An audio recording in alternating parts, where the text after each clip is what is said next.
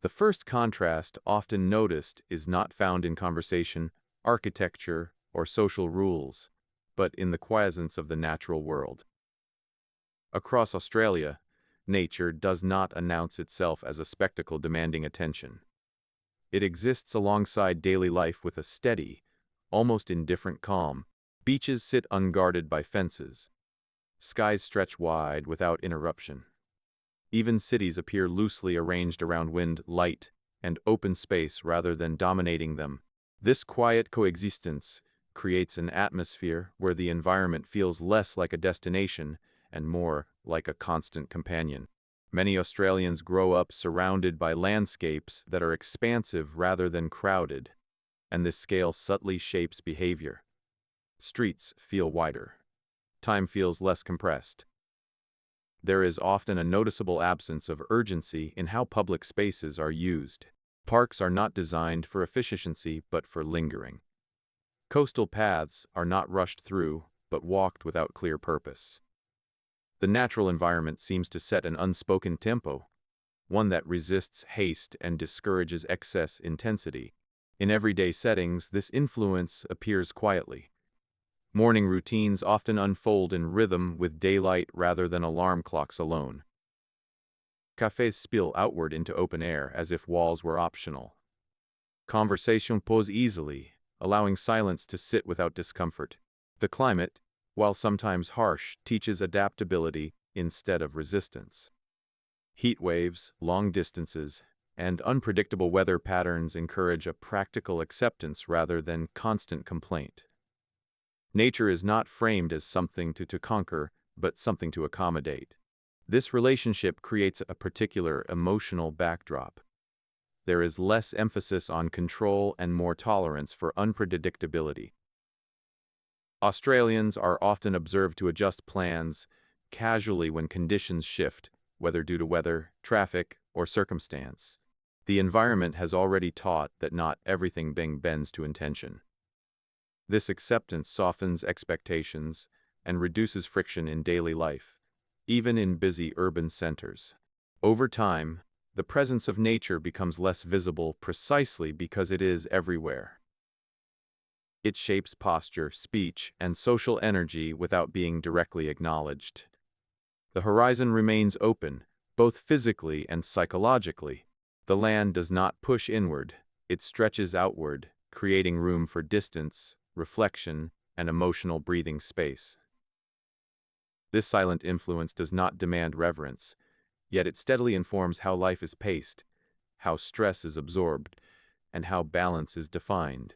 As daily routines continue against this vast and steady backdrop, the influence of nature moves beneath the surface, shaping habits and expectations in ways that are rarely articulated but consistently felt. This subtle shaping extends into how success, rest, and personal space are understood. Ambition in Australia is often observed to exist without constant performance.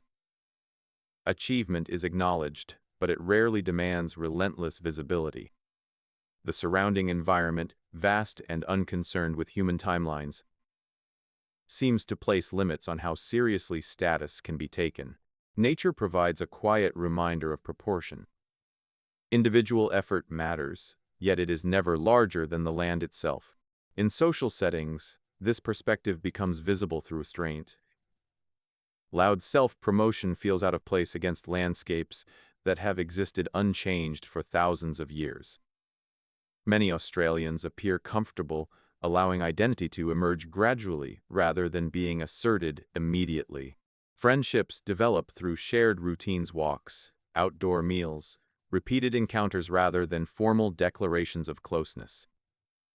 The natural environment encourages familiarity over intensity, continuity over acceleration.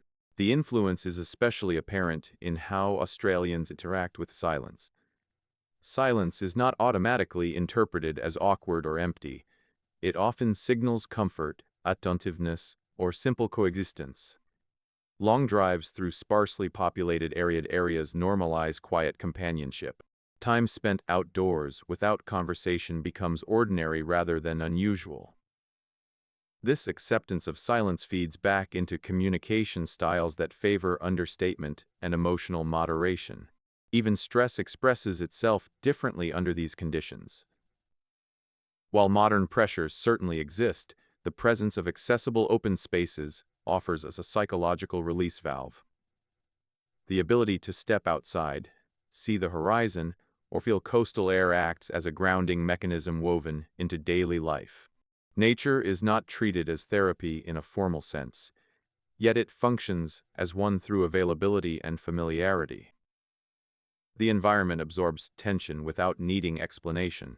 Seasonal rhythms also play a role. Rather than sharply defined transitions, many regions experience gradual shifts that blur boundaries between phases of the year. This continuity encourages flexibility rather than rigid scheduling.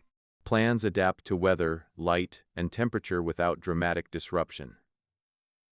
Over time, this creates a mindset that prioritizes adjustment over resistance, responsiveness over control. Through these patterns, nature becomes an invisible framework for emotional regulation. It does not remove difficulty, but it contextualizes it. Challenges are placed within a wider, quieter landscape that reduces their perceived permanence. The land does not hurry, and by proximity, neither do the people shaped by it. As this influence accumulates across years, it begins to shape a broader worldview.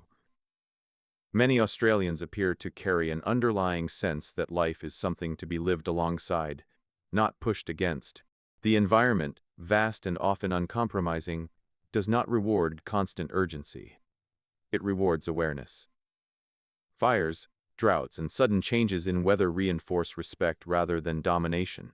This awareness settles into everyday decision-making, encouraging caution without fear and confidence without aggression. The built environment reflects this balance. Homes frequently open outward rather than upward. Large windows, outdoor seating, and transitional spaces blur the line between inside and outside. Privacy exists, but isolation is rare. The design of daily life suggests coexistence with surroundings rather than retreat from them. Even in dense cities, green spaces interrupt concrete regularly, preventing total separation from the natural world. Over time, this relationship subtly reshapes emotional expectations. Discomfort is not always treated as failure.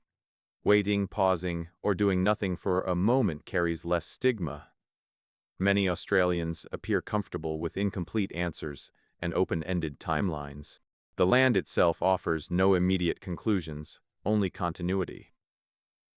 This quiet lesson influences how uncertainty is tolerated and how pressure is managed.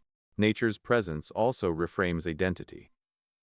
Belonging is not solely defined by occupation or achievement, but by shared familiarity with place. Beaches, bushland, and open roads act as collective reference points, grounding social life in geography rather than hierarchy. The land becomes a silent equalizer, reminding individuals that they occupy the same vast space, regardless of personal differences.